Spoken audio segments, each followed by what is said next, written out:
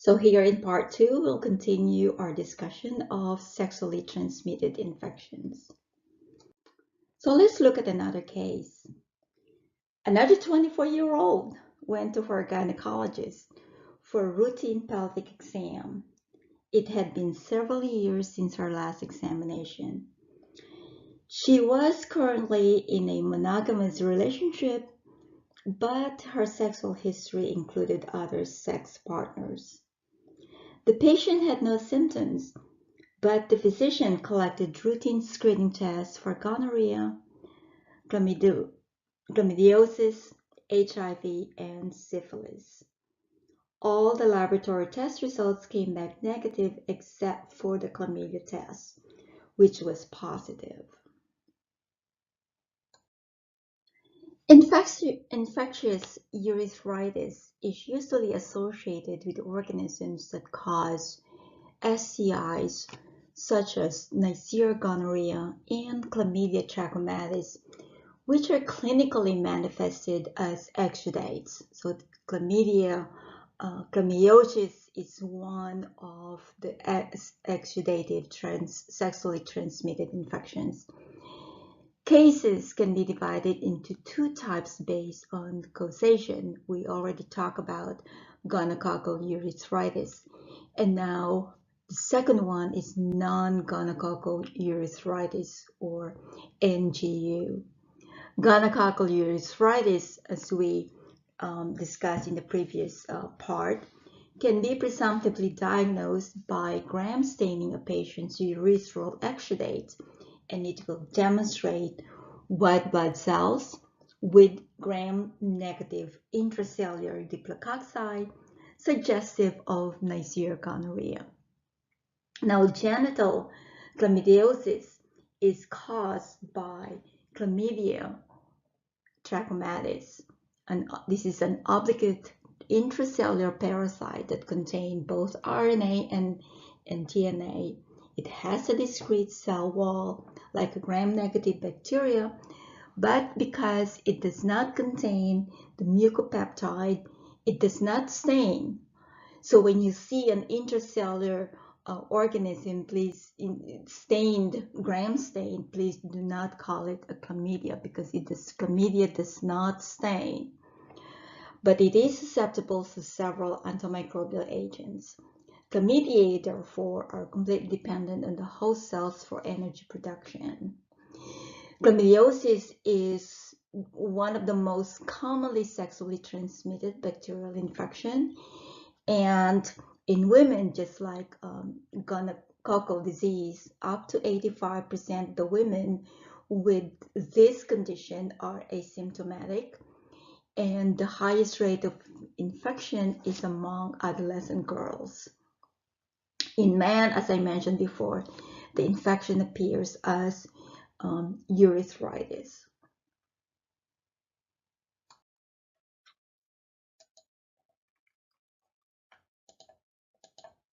This is just a review of the life cycle of chlamydia. You've seen this before in Micro 1. In the development cycle of chlamydia, the elementary body is the infective stage of chlamydia.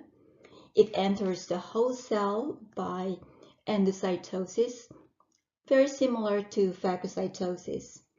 Within an hour, the elementary body reorganizes to a larger form, the initial body. The initial body divides by binary fission within the host cell, and within 24 to 72 hours, the initial body reorganizes and condenses to yield multiple elementary bodies, which are infected to other host cells. As the chlamydia live in the host cells, they synthesize large amount of glycogen, which become visible in the inclusion body when stained with iodine or histologic stains.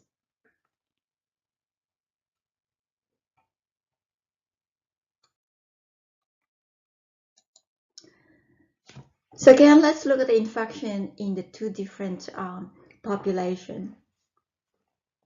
In males, urethritis is the most common SCI syndrome recognized in men, but is also often seen in women with coinciding cervicitis.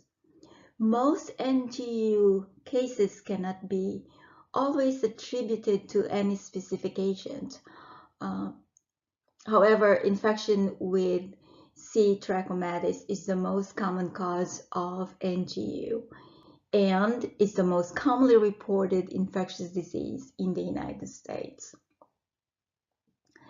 Less frequent causes of NGU include ureaplasma, urolithicum, mycoplasma genitalium, and trichomonas vaginalis, as well as herpes simplex and adenovirus.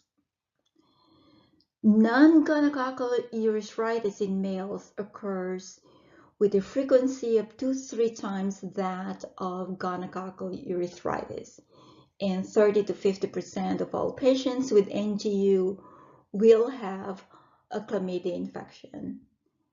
In addition, 20 to 40% of patients with gonococcal urethritis will have concomitant infection with chlamydia, and 70% of these will have a post-gonococcal urethritis. Many patients are often co-infected with Neisseria gonorrhea and trachomatis with rates as high as 20% in men and 42% in women.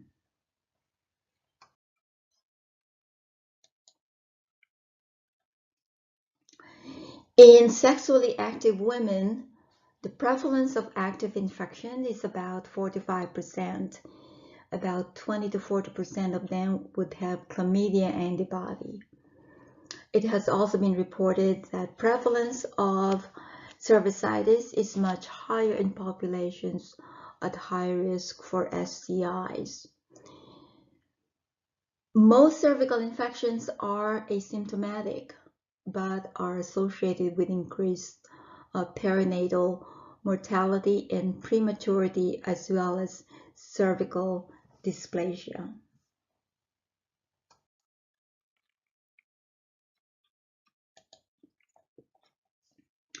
In the newborn, an infant delivered vaginally to a woman with chlamydia positive cervix is 60 to 70% at risk of chlamydia infection, 20 to 50% at risk of chlamydia conjunctivitis during the first 2 weeks of life, and 10 to 20% risk of chlamydia pneumonia during the first 3 to 4 months of life. So if we go back to our respiratory tract infections, that chlamydia pneumonia is one of the most common cause of pneumonia in the newborn. In conjunctivitis, the onset is usually 5 to 10 days of age, and infection is commonly unilateral. You'll find many white blood cells with few bacteria seen on the gram stain. However, when smears are stained with Giemsa or Wright stain, you will find inclusion bodies. Hence, this infection is called inclusion conjunctivitis. Remember that chlamydia itself are not visible microscopically. What you're seeing there are the inclusion bodies produced by the chlamydia organism. So here you see the inclusion bodies on cervical and the cervical specimen stained with pap smear. Looking at the arrow, these are the inclusion bodies consistent with chlamydia trachomatis. Here is an image showing iodine-stained inclusion bodies from chlamydia trachomatis infected McCoy cells. In inclusion conjunctivitis, these inclusions can be demonstrated by taking some conjunctival scrapings to obtain the epithelial cells and then stain with Giemsa. Then these samples can be inoculated on McCoy cells as chlamydia culture medium. And when inclusion bodies are demonstrated, it can be stained with iodine. So what you're seeing here are actually inclusion bodies produced on McCoy cells stained with iodine. Immunofluorescent antibody stains are also available to demonstrate these organisms. Other methods include antigen or antibody detection assays that include EIA, DNA, or PCR technology. This is a gram stain of a direct smear showing just PMNs, white blood cells, with no bacteria, suggesting a non-gonococcal urethritis from a male patient. Treatment of chlamydia, of uncomplicated chlamydia infections in men and women will include tetracycline, doxycycline, erythromycin, and possibly sulfonamides as well. Unfortunately, in infants, although ophthalmic prophylaxis with erythromycin is given and will prevent eye disease, it does not prevent pneumonia. Currently, the CDC recommends annual chlamydia and gonorrhea screening for at-risk sexually active women, new or multiple sex partners, or residing in communities with high burden of disease. Annual chlamydia screening for young women aged 25 years and annual screening of sexually active men who have sex with men for syphilis, gonorrhea, chlamydia, and HIV. These are the current CDC recommendations for STI screening.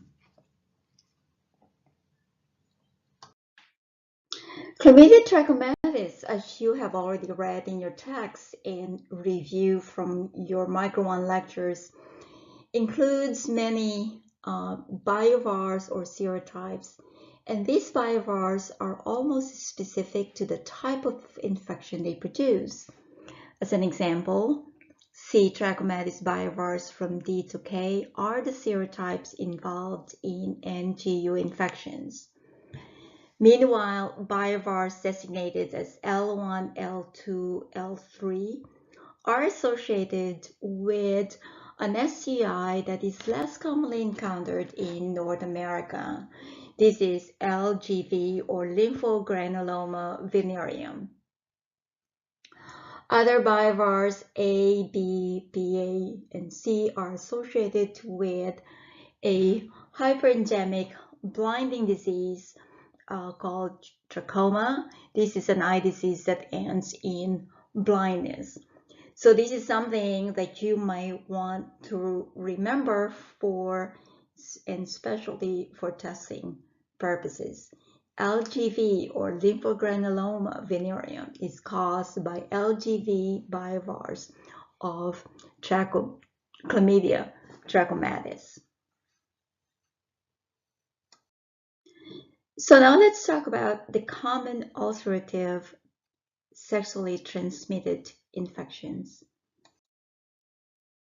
So now we have a case of a black male infant that was born at 33 weeks of gestation to a 17-year-old mother. The mother had no prenatal care and had a reactive rapid plasma reagent or RPR test result of 1 to 128 on admission to an obstetric service. The infant was delivered by C-section because of fetal distress. On examination, physical findings revealed that the infant was hydropic and showed jaundice and hepatosplenomegaly. Laboratory findings also showed pancytopenia, hypoglycemia, coagulopathy, oliguria, and acidosis in the infant. The infant received multiple transfusions of washed, packed red blood cells, platelets, and fresh frozen plasma. He was treated with penicillin and gentamicin but died 3 days after birth. Examination of the placenta showed spirochetes in the umbilical cord. So the first ulcerative sexually transmitted infection that we'll talk about is syphilis. Syphilis is caused by a non-culturable spirochete, Treponema pallidum subspecies pallidum. In 2010, there were over 13,000 cases reported, which represents the first decrease in 10 years. CDC report in 2012 showed a case rate of 4.5 per 100,000 population.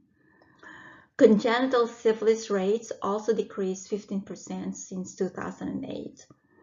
However, rates remain high in some urban areas throughout the United States and rural areas in the South. There is also a common co-occurrence of syphilis and HIV in men who have sex with men. Syphilis is the second most common ulcerative sexually transmitted infection.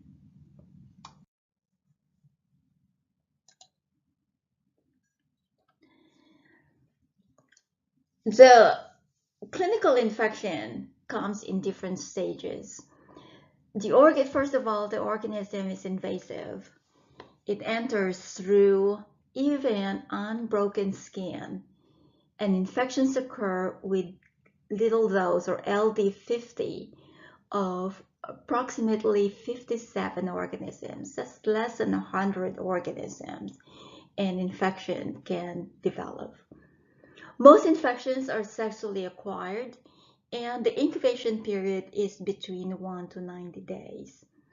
There are 3 stages to the infection: primary, secondary, latent, and benign late or tertiary syphilis. In primary syphilis, a chancre, we call this a chancre, which is a large crate-like lesion with indurated edge, develops at the site of inoculation or entry. The lesion is usually painless. It is non-suppurative, although sometimes pus-like material inside the lesion is actually teeming with organism, is highly infectious. The lesion would heal even without treatments. So infected individuals, because the primary lesion is painless and eventually heals, does not seek any treatment. Get it? So an individual infected with this organism, with the lesion inside the lesion, contains all this organism, is highly infectious, does not seek any treatment because it is painless, it's just there. And eventually, if you ignore it, people think that it will just go away, and it does. However, we learned that in secondary syphilis, the chancre may be healed, but the spirochetes have entered the patient's bloodstream. So there is spirochetemia, and the patient experiences this time fever, myalgia, and lymphadenopathy. This usually occurs about 4 to 10 weeks post-exposure. Now, this time the patient develops maculopapular rash on the trunk. First it starts in the trunk, then the extremities, the palms, and the soles. Okay.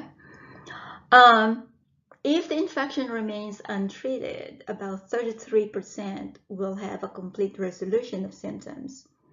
All the serology will detect the history of the infection. 33% of the patients will resolve the infection but have recurrences of secondary syphilis, and 33% will progress to late syphilis. So again, you can still ignore after you have the fever on all the symptoms, and eventually it will go away. However, if you're lucky enough, if you're the 33%, that the infection will resolve by itself, but the recurrences will exist, and you can be the lucky 33% that will progress to late syphilis. Tertiary syphilis does not require the treponins to be present. Treponins could be all long gone, okay? But in tertiary syphilis, the disease is more of the immune defense mediated. So this is one of those diseases where the actual disease is because of the response of our immune system. The host's own immune system response to the organisms cause clinical features that include cardiac and neurological manifestations. Congenital syphilis also occurs when an infant is born to untreated or partially treated syphilitic mother. Infants are frequently stillborn or die within 2 years of birth.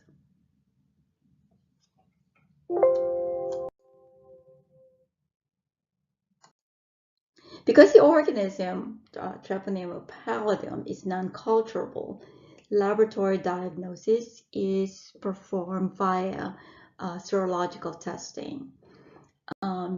There was a time, and again, depending on where you're located and your institution's laboratory protocols, in patients with chancre, dark field microscopy will show modal treponemes. I've done this during my days where the patients will actually come into the laboratory and we will collect samples from the patient's chancre and perform dark field microscopy to visualize if it is positive for treponemes. You look for treponemes.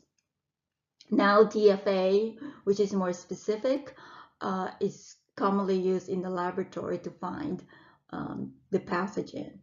Serology still at this stage will show a negative result during the first week or so of the infection. Serology will be negative. Non-treponemal serological tests detect anti-treponemal antibodies. Again, this is with RPR and VDRL serological testing, while treponemal antibody tests such as FTA or MHA-TP use antigenic materials from Treponema pallidum. So review if you have taken immunology and serology, review the reactions or how these tests are performed in the serology laboratory.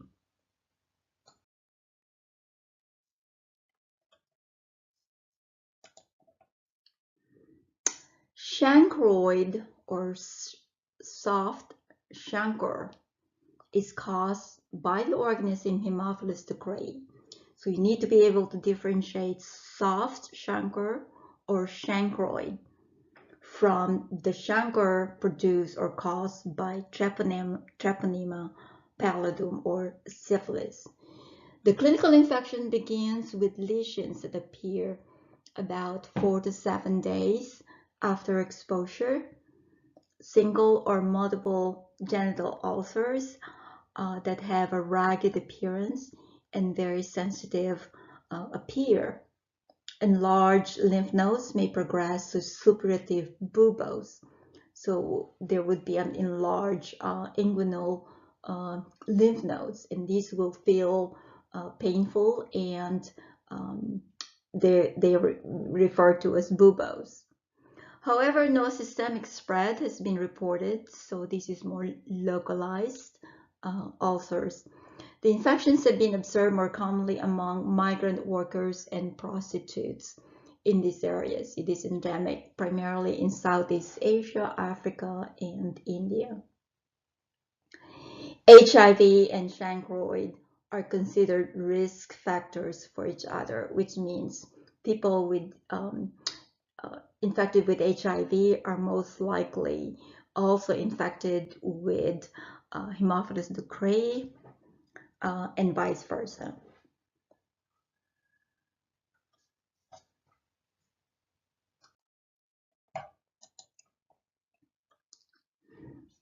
Fluids from ulcers or other types of aspirated materials collected from the patient will be gram stained, where you will be looking for gram-negative bacilli. And there's a characteristic that you should also look for, again, for testing purposes, because we don't see this organism or recovered in the United States very commonly.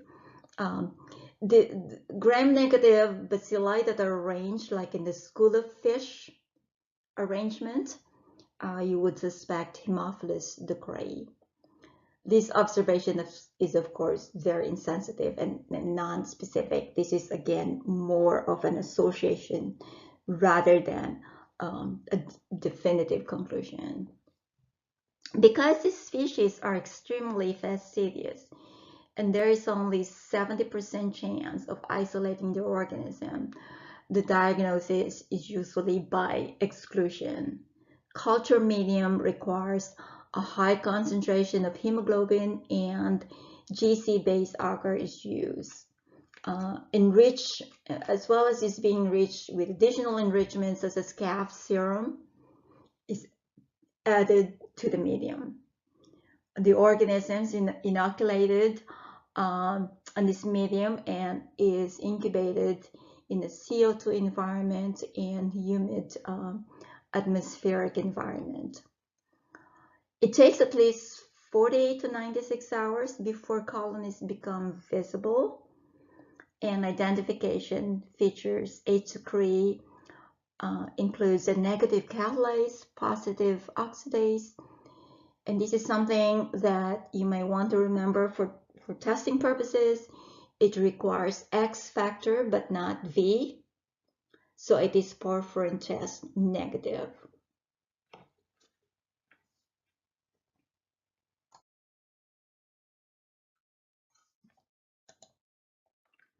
Another sexually transmitted infection that is very uncommon, granuloma inguinale, caused by the organism Klebsiella granulomatis, papules or gentle ulcers that progress to granulomatous mass are produced, and peripheral blood spread occurs, which makes it a very serious infection.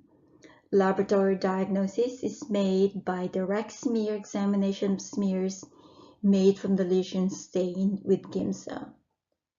The clue here is what we call Donovan bodies. These are organisms engulfed by mononuclear cells are seen or observed. So again, for testing purposes, you associate Donovan bodies with Klebsiella granulomatis, the disease granuloma inguinale.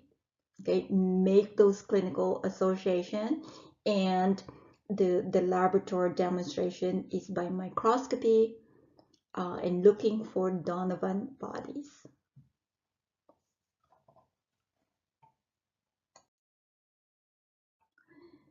So we'll conclude this this lecture with other infections such as bacterial vaginosis.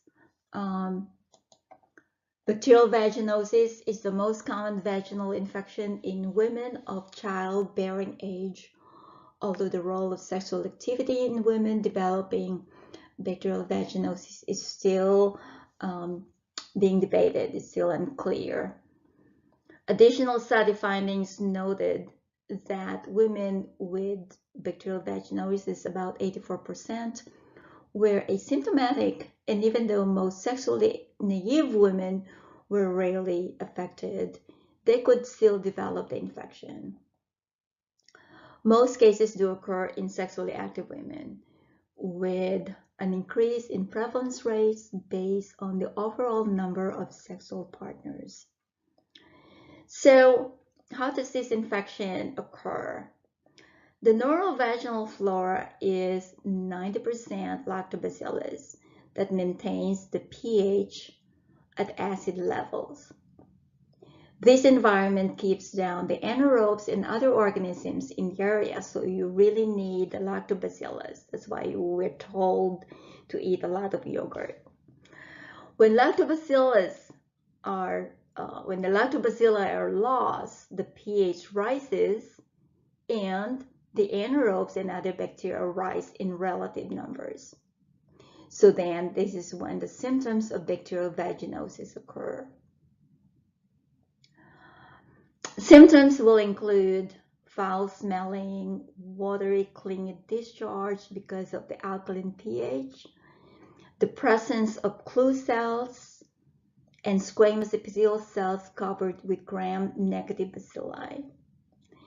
And although the organism Gardnerella vaginalis has been associated with BV or bacterial vaginosis, it is not the only BV-associated bacteria that had been identified. Mobilingus species, an anaerobic gram variable organism, have also been associated with cases of BV as well as other anaerobes. So this is a concert essentially of anaerobic organisms along with Gardnerella vaginalis that may cause the symptoms of vaginosis. But remember, these are the key points to remember are the clinical symptoms, the foul smelling discharge because of the alkaline pH, and what we look for in the laboratory is the presence of clue cells, and that is squamous epithelial cells covered with gram-negative bacilli. Bacterial vaginosis can be diagnosed by using clinical criteria called the AMSELS diagnostic criteria, or by Graham saying considered the gold standard of the vaginal discharge. AMSELS diagnostic criteria for BV require that 3 of the following 4 criteria be met. Finding the clue cells on microscopy. These are vaginal squamous epithelial cells typically coated with gram variable Gardnerella vaginalis that you're seeing on the left side of the image here, showing the clue cell, while on the right side are the normal vaginal epithelial cells with lactobacilli. A thin, white, and homogeneous vaginal discharge, a vaginal pH of greater than 4.5, which makes it an alkaline pH, a fishy odor with 10% potassium hydroxide solution is added to the vaginal secretion. This is the whiff test. You essentially add the potassium hydroxide and you smell it, and if you smell a fishy odor, then it is a positive test. Diagnosis is rarely supported by culture, although culture medium to recover Gardnerella vaginalis is available. Treatment for this infection is usually with an oral or topical antimicrobial agent, such as metronidazole or clindamycin.